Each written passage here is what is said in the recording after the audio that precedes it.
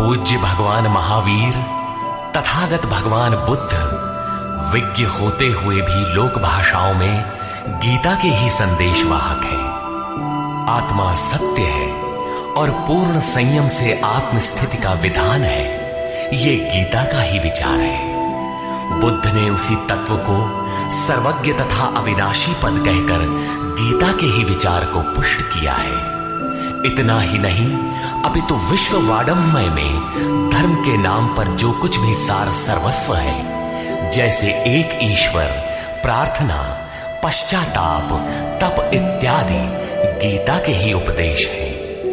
वही उपदेश स्वामी श्री अड़गड़ानंद जी के मुखाब से निःसृत यथार्थ गीता कैसेट रूप में मानव मात्र की मुक्ति का दिव्य संदेश बनकर उपस्थित है।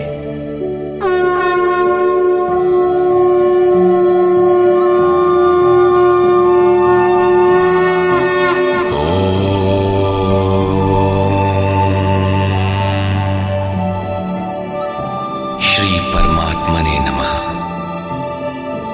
यथार्थ गीता, श्रीमद्भगवत गीता, अथ पंचमो अध्यायः।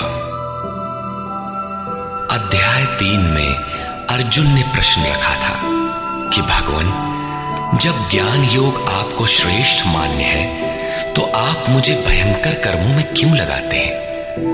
अर्जुन को निष्काम कर्म योग की अपेक्षा ज्ञान योग कुछ सरल प्रतीत हुआ लगता है, क्योंकि ज्ञान योग में हारने पर देवत्व और विजय में महामहिम स्थिति, दोनों ही दशाओं में लाभ ही लाभ प्रतीत हुआ। किंतु अब तक अर्जुन ने भली प्रकार समझ लिया था कि दोनों ही मार्गों में कर्म तो करना ही पड़ेगा। योगेश्वर उसे संशय रहित होकर तत्वदर्शी महापुरुष की शरण लेने के लिए भी प्रेरित करते हैं, क्योंकि समझने के लिए वही एक स्थान है। अतः दोनों मार्गों में से एक चुनने से पूर्व उसने निवेदन किया। अर्जुन उवाच।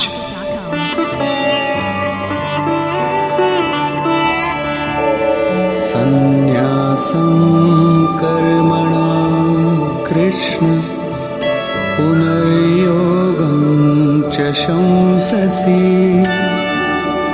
यच्छ्रेय एतयोरेकं तन्मे ब्रूहि सुनिश्चितम्। हे श्री कृष्ण, आप कभी संन्यास माध्यम से किए जाने वाले कर्म की और कभी निष्काम दृष्टि से किए जाने वाले कर्म की प्रशंसा करते हैं। इन दोनों में से एक जो भली प्रकार आपका निश्चय किया हुआ हो, जो परम कल्याणकारी हो, उसे मेरे लिए कहिए। कहीं जाने के लिए आपको 2 मार्ग बताए जाए तो आप सुविधाजनक मार्ग अवश्य पूछेंगे। यदि नहीं पूछते तो आप जाने वाले नहीं हैं। इस पर योगेश्वर श्री कृष्ण ने कहा। श्री भगवान उवाच। संन्यासः कर्मयोगश्च निःश्रेयसकरावुभौ तयोस्तु कर्म संन्यासात् कर्मयोगो विशिष्यते। अर्जुन, संन्यास माध्यम से किया जाने वाला कर्म अर्थात ज्ञान मार्ग से किया जाने वाला कर्म और कर्म योगा निष्काम भावना से किए जाने वाले कर्म, ये दोनों ही परम श्रेय को दिलाने वाले हैं। परंतु इन दोनों मार्गों से संन्यास अथवा ज्ञान दृष्टि से किए जाने वाले कर्म की अपेक्षा निष्काम कर्म योग श्रेष्ठ है। प्रश्न स्वाभाविक है कि श्रेष्ठ क्यों है? ज्ञेयः स नित्य सन्न्यासी यो न द्वेष्टि न काङ्क्षति निर्द्वन्द्वो हि महाबाहो सुखं बन्धात् प्रमुच्यते। महाबाहु अर्जुन, जो न किसी से द्वेष करता है न किसी की आकांक्षा करता है, वो सदैव सन्यासी ही समझने योग्य है, चाहे वो ज्ञान मार्ग से या निष्काम कर्म मार्ग से ही क्यों ना हो। राग द्वेषादि द्वंद्वों से रहित वो पुरुष सुखपूर्वक भव बंधन से मुक्त हो जाता है।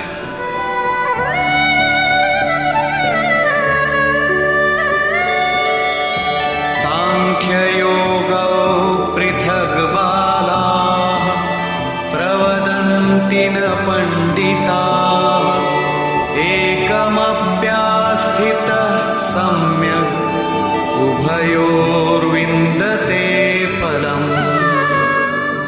निष्काम कर्मयोग तथा ज्ञान योग, इन दोनों को वही अलग अलग बताते हैं जिनकी समझ इस पथ में अभी बहुत हल्की है, न कि पूर्ण ज्ञाता पंडित लोग। क्योंकि दोनों में से एक में भी अच्छी प्रकार स्थित हुआ पुरुष दोनों के फल रूप परमात्मा को प्राप्त होता है। दोनों का फल एक है, इसलिए दोनों एक ही समान है।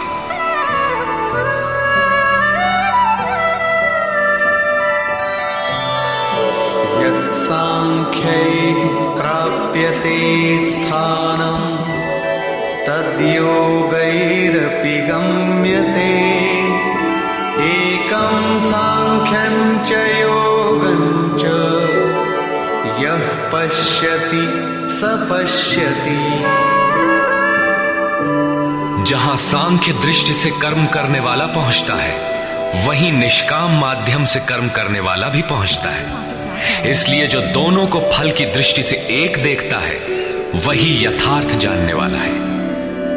जब दोनों एक ही स्थान पर पहुंचते हैं, तो निष्काम कर्मयोग विशेष क्यों? श्री कृष्ण बताते हैं,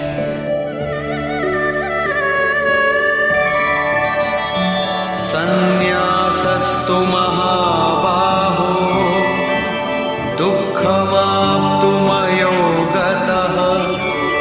योगयुक्तो मुनिर्ब्रह्म न चिरेणाधिगच्छति। अर्जुन, निष्काम कर्मयोग का आचरण किए बिना संन्यासः का प्राप्त होना दुखप्रद है। जब योग का आचरण प्रारंभ ही नहीं किया तो असंभव सा है। इसलिए भगवत स्वरूप का मनन करने वाला मुनि, जिसकी मन सहित इंद्रियां मौन है, निष्काम कर्मयोग का आचरण करके परब्रह्म परमात्मा को शीघ्र ही प्राप्त हो जाता है।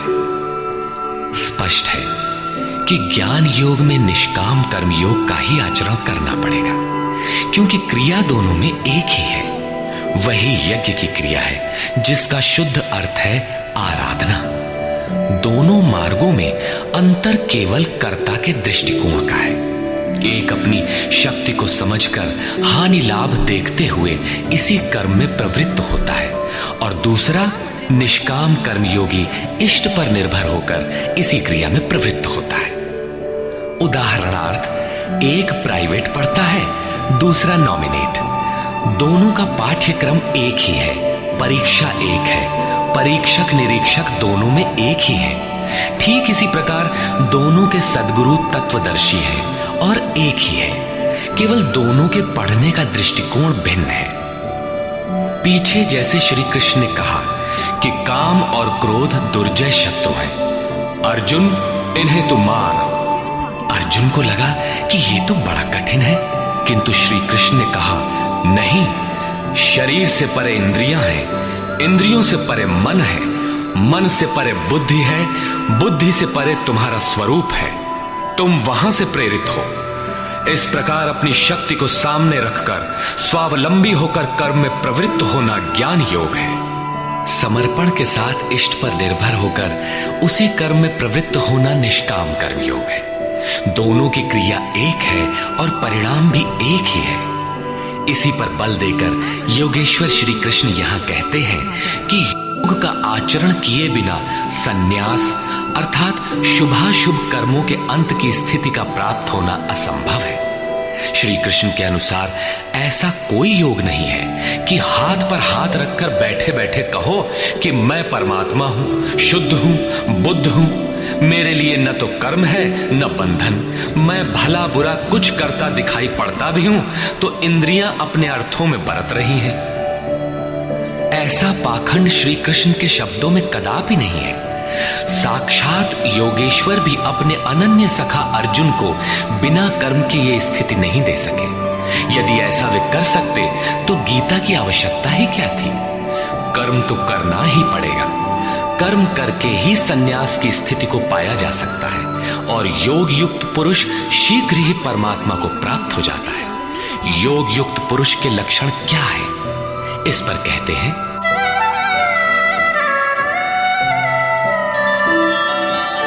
योगयुक्तो विशुद्धात्मा विजितात्मा जितेन्द्रियः सर्वभूतात्मा भूतात्मा कुर्वन्नपि न लिप्यते। विशेष रूप से जीता हुआ है शरीर जिसका, जीती हुई है इंद्रियां जिसकी, और विशेष रूप से शुद्ध है अंतःकरण जिसका, ऐसा पुरुष संपूर्ण भूत प्राणियों की आत्मा के मूल उद्गम परमात्मा से एक ही भाव हुआ योग से युक्त है। वो कर्म करता हुआ भी उससे लिप्त नहीं होता। तो करता क्यों है? पीछे वालों में परम कल्याणकारी बीज का संग्रह करने के लिए लिप्त क्यों नहीं होता? क्योंकि संपूर्ण प्राणियों का जो मूल उद्गम है, जिसका नाम परम तत्व परमात्मा है, उस तत्व में वो स्थित हो गया। आगे कोई वस्तु नहीं जिसकी शोध करे। पीछे वाली वस्तुएं छोटी पड़ गई तो भला आसक्ति किसमें करे? इसलिए वो कर्मों से आवृत्त नहीं होता। ये योग युक्त की पराकाष्ठा का चित्रण है। पुनः योग युक्त पुरुष की रहनी स्पष्ट करते हैं कि वो करते हुए भी उससे लिप्त क्यों नहीं होता। नैव किंचित करोमीति युक्तो मन्येत तत्त्ववित् पश्यन् शृण्वन् स्पृशन् जिघ्रन् अश्नन् गच्छन् स्वपन् श्वसन् प्रलपन् विसृजन् गृह्णन् उन्मिषन् निमिषन्नपि इन्द्रियाणीन्द्रियार्थेषु वर्तन्त इति धारयन्। परम तत्व परमात्मा को साक्षात्कार सहित जानने वाले योग युक्त पुरुष की ये मन स्थिति अर्थात अनुभूति है कि मैं किंचित मात्र भी कुछ नहीं करता। ये उसकी कल्पना नहीं, बल्कि ये स्थिति उसने कर्म करके पाई है। अब प्राप्ति के पश्चात वो सब कुछ सुनता हुआ, स्पर्श करता, सूंघता, भोजन करता, गमन करता, सोता, श्वास लेता, त्याग करता, ग्रहण करता, आंखों को खोलता और मीचता हुआ भी इंद्रियां अपने अर्थों में बरतती है। ऐसी धारणा वाला होता है परमात्मा से बढ़कर कुछ है ही नहीं, और जब उसमें वो स्थित ही है तो उससे बढ़कर किस सुख की कामना से वो किसी का स्पर्श इत्यादि करेगा। यदि कोई श्रेष्ठ वस्तु आगे होती तो आसक्ति अवश्य रहती, किंतु प्राप्ति के बाद अब और आगे जाएगा कहां और पीछे त्यागेगा क्या?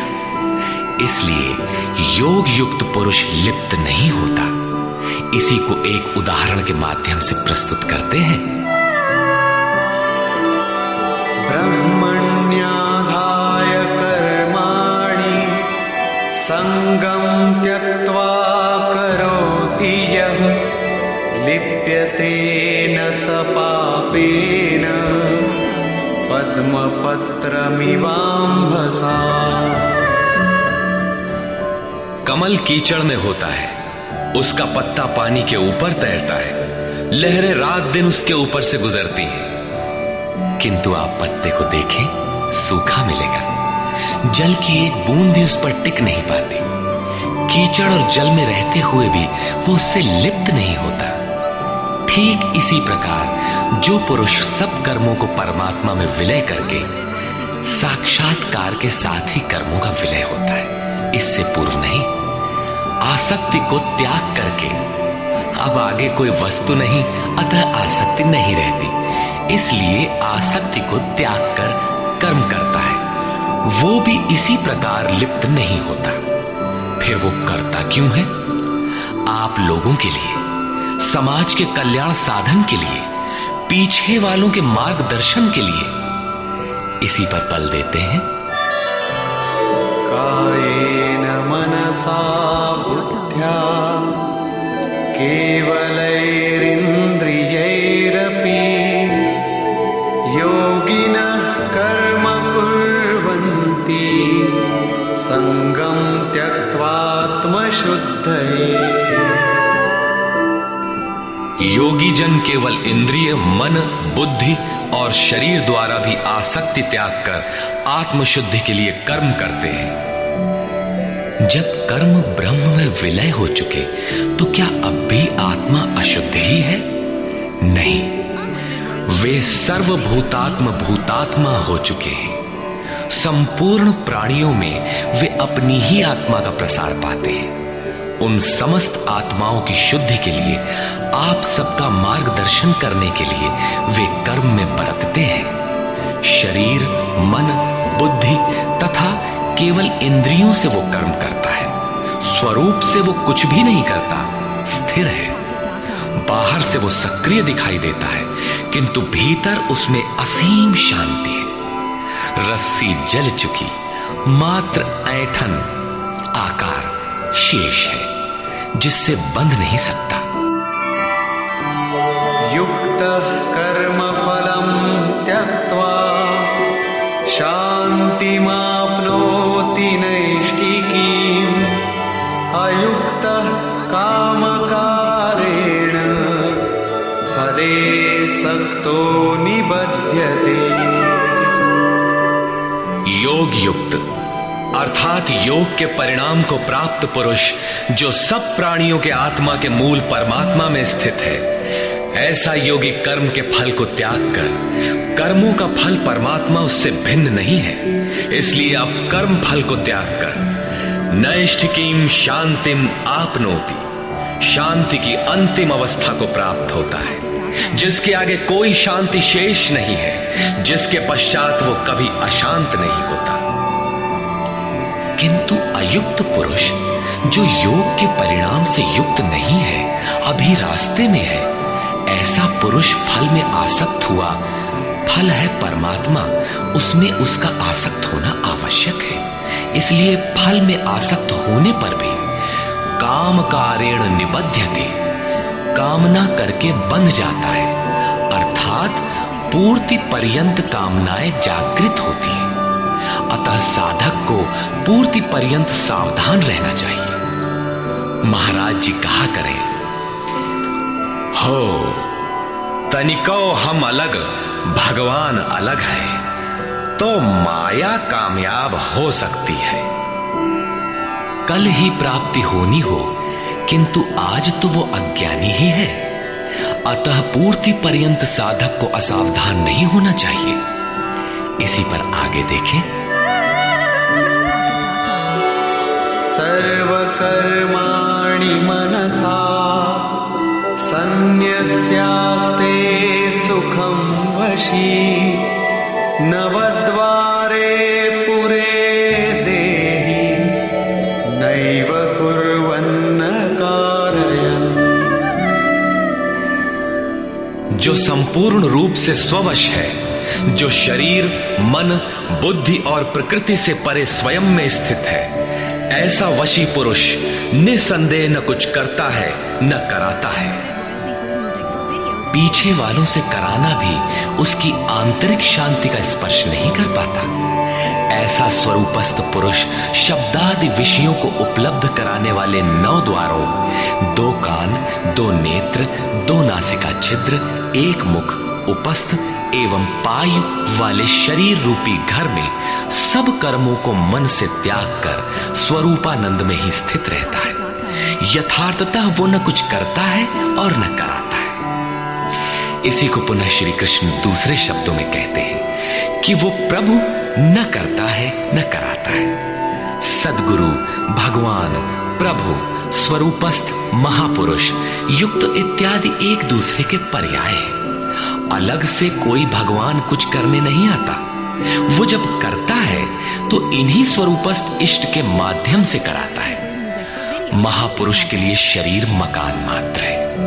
अतः परमात्मा का करना और महापुरुष का करना एक ही बात है, क्योंकि वो उनके द्वारा है। वस्तुतः वो पुरुष करते हुए भी कुछ नहीं करता। इसी पर अगला श्लोक देखें। न कर्तृत्वं न कर्माणि लोकस्य सृजति प्रभुः न कर्मफल संयोगं स्वभावस्तु प्रवर्तते। वो प्रभु न तो भूत प्राणियों के कर्तापन को, न कर्मों को और न कर्म फलों का संयोग ही बैठाता है, बल्कि स्वभाव में स्थित प्रकृति के दबाव के अनुसार ही सभी बरतते हैं। जैसी जिसकी प्रकृति सात्विक, राजसी अथवा तामसी है, उसी स्तर से वो बरतता है। प्रकृति तो लंबी चौड़ी है, लेकिन आपके ऊपर उतना ही प्रभाव डाल पाती है जितना आपका स्वभाव विकृत अथवा विकसित है।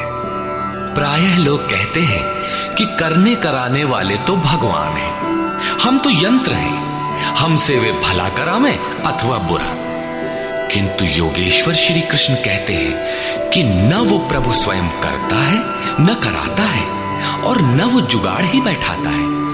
लोग अपनी स्वभाव में स्थित प्रकृति के अनुरूप बरतते हैं, भगवान नहीं करते। तब लोग कहते क्यों हैं कि भगवान करते हैं? इस पर योगेश्वर बताते हैं। नादत्ते कस्यचित् पापं न चैव सुकृतं विभुः अज्ञानेनावृतं ज्ञानं तेन मुह्यन्ति जन्तवः। जिसे अभी प्रभु कहा, उसी को यहां विभु कहा गया है, क्योंकि वो संपूर्ण वैभव से संयुक्त है। प्रभुता एवं वैभव से संयुक्त वो परमात्मा न किसी के पाप कर्म को और न किसी के पुण्य कर्मों को ही ग्रहण करता है। फिर लोग कहते क्यों हैं? इसलिए कि अज्ञान के द्वारा ज्ञान ढका हुआ है। उन्हें अभी साक्षात्कार सहित ज्ञान तो हुआ नहीं, वे अभी जंतु हैं। मोहवश वे कुछ भी कह सकते हैं। ज्ञान से क्या होता है, इसे स्पष्ट करते हैं। ज्ञानेन तु तदज्ञानं येषां नाशितमात्मनः तेषामादित्यवच् ज्ञानं प्रकाशयति तत्परम्। जिनके अंतःकरण का वो अज्ञान, जिसने ज्ञान को ढक रखा था, आत्म साक्षात्कार द्वारा नष्ट हो गया है, और इस प्रकार जिसने ज्ञान प्राप्त कर लिया है, उनका वो ज्ञान सूर्य के सदृश उस परम तत्व परमात्मा को प्रकाशित करता है। तो क्या परमात्मा किसी अंधकार का नाम है? नहीं, वो तो स्वयं प्रकाश रूप दिन राति, स्वयं प्रकाश रूप है तो, किंतु हमारे उपभोग के लिए तो नहीं है, दिखाई तो नहीं देता। जब ज्ञान द्वारा अज्ञान का आवरण हट जाता है, तो उनका वो ज्ञान सूर्य के सदृश परमात्मा को अपने में प्रवाहित कर लेता है। फिर उस पुरुष के लिए कहीं अंधकार नहीं रह जाता। उस ज्ञान का स्वरूप क्या है? तद्बुद्धयस्तदात्मानः तन्निष्ठास्तत्परायणाः गच्छन्त्य पुनरावृत्तिं ज्ञाननिर्धूतकल्मषाः। जब उस परम तत्व परमात्मा के अनुरूप बुद्धि हो, तत्व के अनुरूप प्रवाहित मन हो, परम तत्व परमात्मा में एक ही भाव से उसकी रहनी हो और उसी के परायण हो, इसी का नाम ज्ञान है। ज्ञान कोई बकवास या बहस नहीं है। इस ज्ञान द्वारा पाप रहित हुआ पुरुष पुनरागमन रहित परम गति को प्राप्त होता है। परम गति को प्राप्त पूर्ण जानकारी से युक्त पुरुष ही पंडित कहलाते हैं। आगे देखें।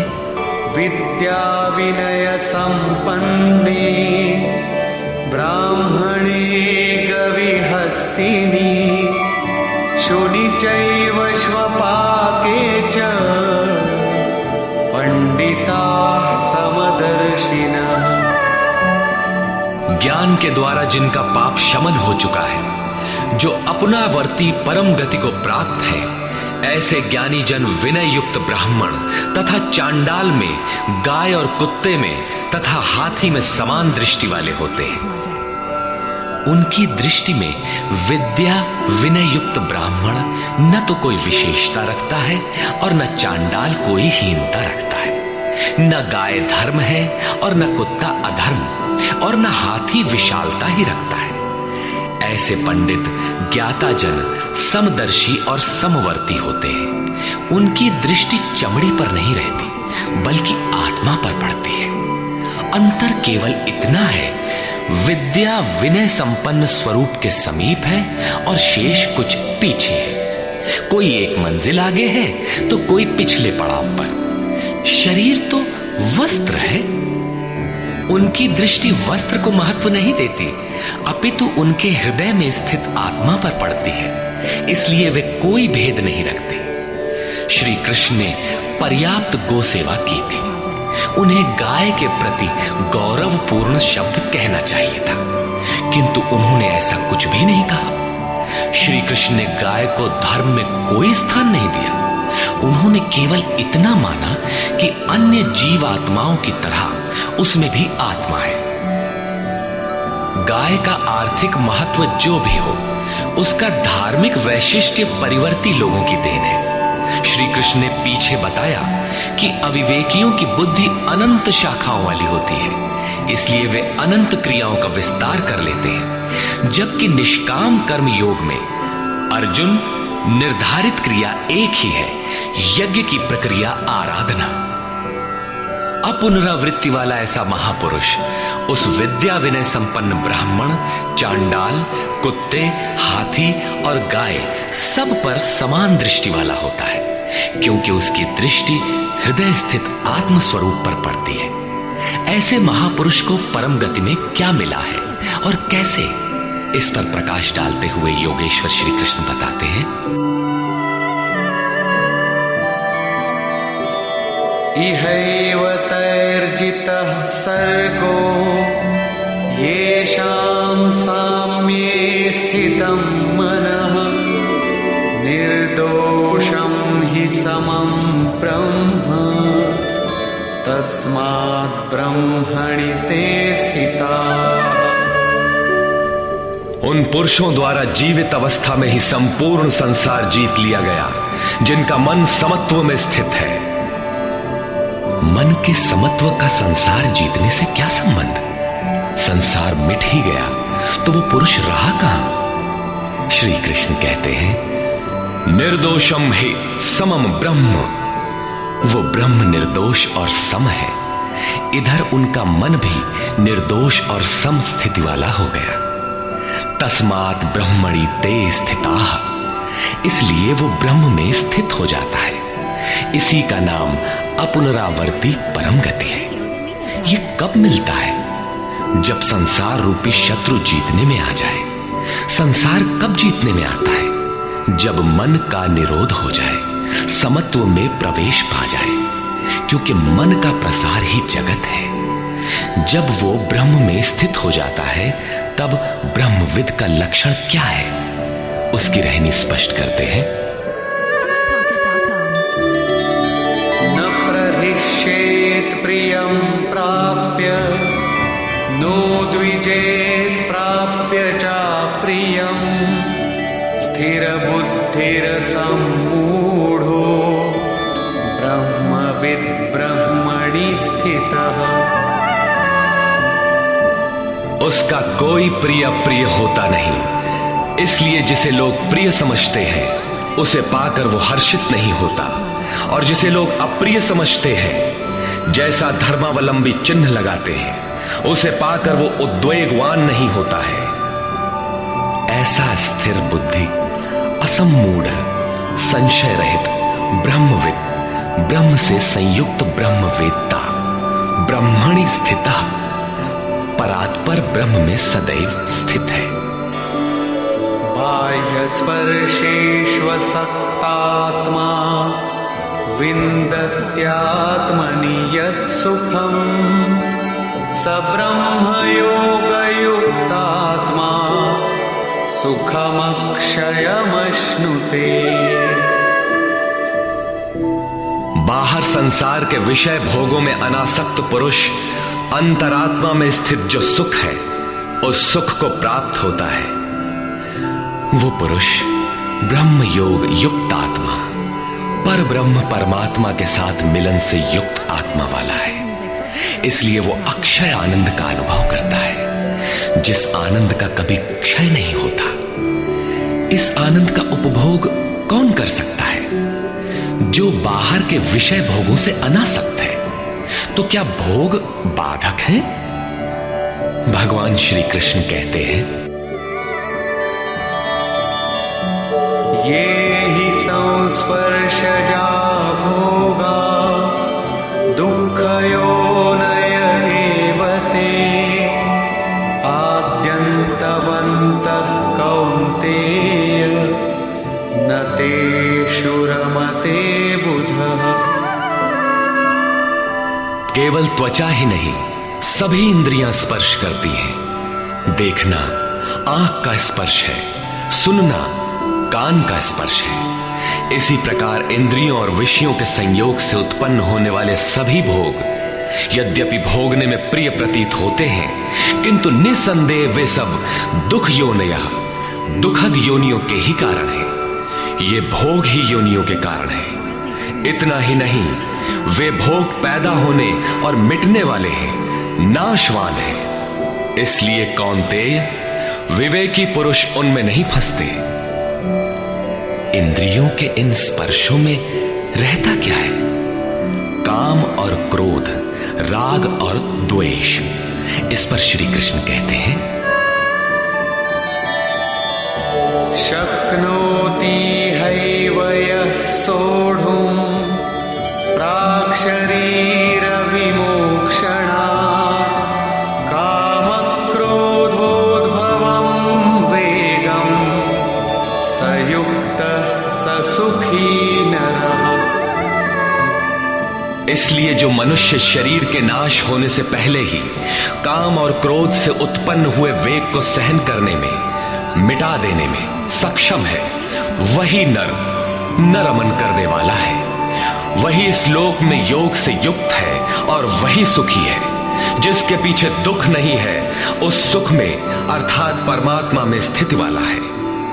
जीते जी ही इसकी प्राप्ति का विधान है, मरने पर नहीं। संत कबीर ने इसी को स्पष्ट किया, अवधू जीवत में कर आशा। तो क्या मरने के बाद मुक्ति नहीं होती? वे कहते हैं, मुए मुक्ति गुरु कहे स्वार्थी, झूठा दे विश्वासा।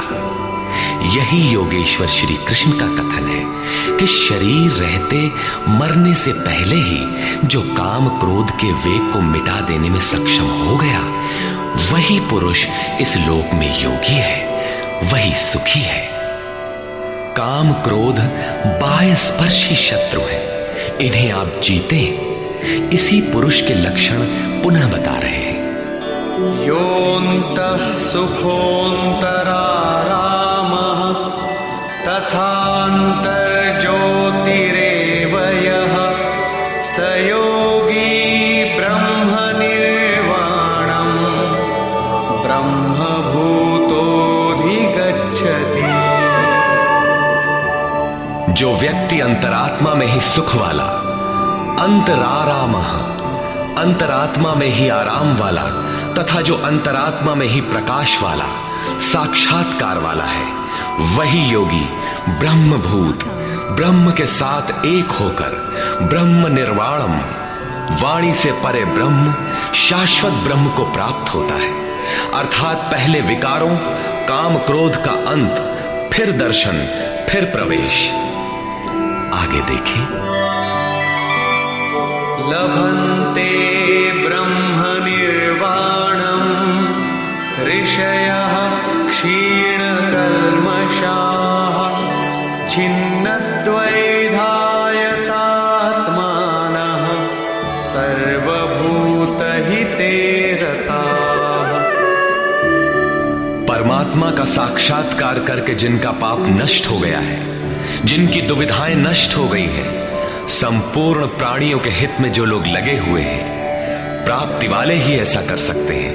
जो स्वयं गड्ढे में पड़ा है वो दूसरों को क्या बाहर निकालेगा। इसलिए करुणा महापुरुष का स्वाभाविक गुण हो जाता है। तथा यतात्मानः जितेंद्रिय ब्रह्मवेत्ता पुरुष शांत पर ब्रह्म को प्राप्त होते हैं। उसी महापुरुष की स्थिति पर पुनः प्रकाश डालते हैं। काम क्रोध वियुक्तानां यतीनां यतचेतसाम् अभितो ब्रह्म निर्वाणं वर्तते विदितात्मना। काम और क्रोध से रहित जीते हुए चित्त वाले परमात्मा का साक्षात्कार किए हुए ज्ञानी पुरुषों के लिए सब ओर से शांत पर ब्रह्म ही प्राप्त है। बार बार योगेश्वर श्री कृष्ण उस पुरुष की रहनी पर बल दे रहे हैं जिससे प्रेरणा मिले। प्रश्न लगभग पूर्ण हुआ। अब वे पुनः बल देते हैं कि इस स्थिति को प्राप्त करने का आवश्यक अंग श्वास प्रश्वास का चिंतन है। यज्ञ की प्रक्रिया में प्राण का अपान में हवन, अपान का प्राण में हवन, प्राण अपान दोनों की गति का निरोध उन्होंने बताया था। उसी को समझा रहे हैं।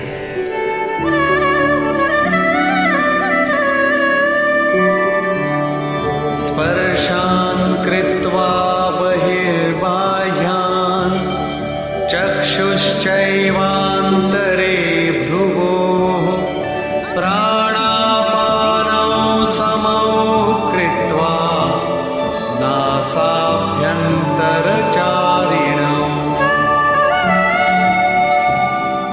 यतेन्द्रियमनोबुद्धिः मुनिर्मोक्षपरायणः विगतेच्छाभयक्रोधो यः सदा मुक्त एव सः। अर्जुन, बाहर के विषयों दृश्यों का न चिंतन करते हुए उन्हें त्याग कर नेत्रों की दृष्टि को भ्रिकुटी के बीच में स्थिर करके, भ्रुवोः अंतरे का ऐसा अर्थ नहीं कि आंखों के बीच या भावों के बीच कहीं देखने की भावना से दृष्टि लगाएं। भ्रिकुटी के बीच का शुद्ध अर्थ इतना है कि सीधे बैठने पर दृष्टि भ्रिकुटी के ठीक मध्य से सीधे आगे बढ़े। दाहिने बाएं इधर उधर चकपक न देखें। नाक की डांडी पर सीधी दृष्टि रखते हुए नासिका के अंदर विचरण करने वाले प्राण और अपान वायु को सम करके, अर्थात दृष्टि तो वहां स्थिर करो और सुरत को श्वास में लगा दो कि कब श्वास भीतर गई, कितनी रुकी। लगभग आधा सेकंड रुकती है, प्रयास करके न रोके। कब श्वास बाहर निकली, कितनी देर तक बाहर रही। श्वास में उठने वाली नाम ध्वनि सुनाई पड़ती रहेगी। इस प्रकार श्वास प्रश्वास पर जब सुरत टिक जाएगी तो धीरे धीरे श्वास अचल स्थिर ठहर जाएगी, सम हो जाएगी। न भीतर से संकल्प उठेंगे और न बाह्य संकल्प अंदर टकराव कर पाएंगे। बाहर के भोगों का चिंतन तो बाहर ही त्याग दिया गया था, भीतर भी संकल्प नहीं जागृत होंगे। सुरत एकदम खड़ी हो जाती है, तैल धारावत। तेल की धारा पानी की तरह टप टप नहीं गिरती, जब तक गिरेगी धारा ही गिरेगी। इसी प्रकार प्राण और अपान की गति एकदम सम स्थिर करके इंद्रियों, मन और बुद्धि को जिसने जीत लिया है, इच्छा, भय और क्रोध से रहित मननशीलता की चरम सीमा पर पहुंचा हुआ मोक्ष परायण मुनि सदा मुक्त ही है। मुक्त होकर वो कहां जाता है, क्या पाता है? इस पर कहते हैं, भोक्तारं यज्ञ तपसां सर्वलोकमहेश्वरं सुहृदं सर्वभूतानां ज्ञात्वा मां शान्तिमृच्छति। वो मुक्त पुरुष मुझे यज्ञ और तपों को भोगने वाला, संपूर्ण लोकों के ईश्वरों का भी ईश्वर, संपूर्ण प्राणियों का स्वार्थ रहित हितैषी, ऐसा साक्षात जानकर शांति को प्राप्त होता है। योगेश्वर श्री कृष्ण कहते हैं कि उस पुरुष के श्वास प्रश्वास के यज्ञ और तप का भोक्ता मैं हूं। यज्ञ और तप अंत में जिसमें विलय होते हैं वो मैं हूं, वो मुझे प्राप्त होता है। यज्ञ के अंत में जिसका नाम शांति है वो मेरा ही स्वरूप है। वो मुक्त पुरुष मुझे जानता है और जानते ही मुझे प्राप्त हो जाता है। इसी का नाम शांति है। जैसे मैं ईश्वरों का भी ईश्वर हूं, वैसे ही वो भी है। निष्कर्ष, इस अध्याय के आरंभ में अर्जुन ने प्रश्न किया कि कभी तो आप निष्काम कर्म योग की प्रशंसा करते हैं और कभी आप संन्यास मार्ग से कर्म करने की प्रशंसा करते हैं। अतः दोनों में एक को जो आपका सुनिश्चित किया हो, परम कल्याणकारी हो, उसे कहिए। श्री कृष्ण ने बताया, अर्जुन, परम कल्याण तो दोनों में है। दोनों में वही निर्धारित यज्ञ की क्रिया ही की जाती है। फिर भी निष्काम कर्मयोग विशेष है। बिना इसे किए संन्यास अर्थात शुभाशुभ कर्मों का अंत नहीं होता। संन्यास मार्ग नहीं, मंजिल का नाम है। योग युक्त ही सन्यासी है। योग युक्त के लक्षण बताए कि वही प्रभु है। वह न करता है न कुछ कराता है, बल्कि स्वभाव में प्रकृति के दबाव के अनुरूप लोग व्यस्त है। जो साक्षात मुझे जान लेता है वही ज्ञाता है, वही पंडित है। यज्ञ के परिणाम में लोग मुझे जानते हैं। श्वास प्रश्वास का जप और यज्ञ तप जिसमें विलय होते हैं, मैं ही हूं। यज्ञ के परिणाम स्वरूप मेरे को जानकर वे जिस शांति को प्राप्त होते हैं, वह भी मैं ही हूं। अर्थात श्री कृष्ण जैसा, महापुरुष जैसा स्वरूप उस प्राप्ति वाले को भी मिलता है। वह भी ईश्वरों का ईश्वर, आत्मा का भी आत्म स्वरूपमय हो जाता है। उस परमात्मा के साथ एक ही भाव पा लेता है। अर्थात एक होने में जन्म चाहे जितने लगे। इस अध्याय में स्पष्ट किया कि यज्ञ तपों का भोक्ता, महापुरुषों के भी अंदर रहने वाली शक्ति महेश्वर है। अतः ओम तत्सदिति श्रीमद्भगवद्गीता सूपनिषत्सु ब्रह्म विद्यायाम योग शास्त्रे श्री कृष्णार्जुन संवादे यज्ञ भोक्ता महापुरुषस्त महेश्वरः नाम पंचमोऽध्यायः। इस प्रकार स्वामी अड़गड़ानंद कृत श्रीमद् भगवद गीता के भाष्य यथार्थ गीता का 5वां अध्याय पूर्ण होता है। हरि ओम।